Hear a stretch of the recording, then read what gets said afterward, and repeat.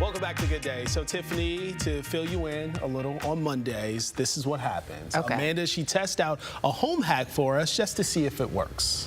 And this week she's trying to turn one Ziploc bag into two. So take a look at this video she found online. Looks like she's heating up a knife and will then slice right down the center of the bag. The edge is sealed and you've got two bags, but does it work? Let's see. So I don't have a gas stove, so I'm going to use a lighter for this one. I've got my knife, got my Ziploc. Okay, let's see if it works. I'm gonna just heat this blade here. Hopefully it doesn't destroy my knife. Hopefully it's hot enough. All right, now I'm about to try to make one bag into two. That doesn't seem like it's working. No, that did not work. Okay, maybe it's not hot enough.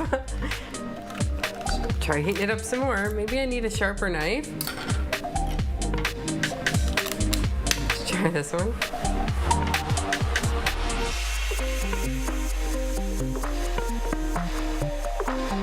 Like 30 seconds or so. I don't know how long this has been. Okay.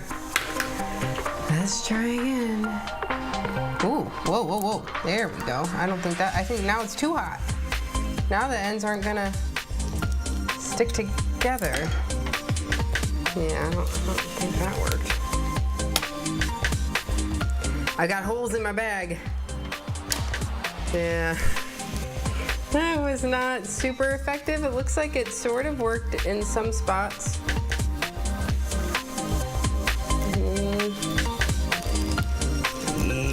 Yikes.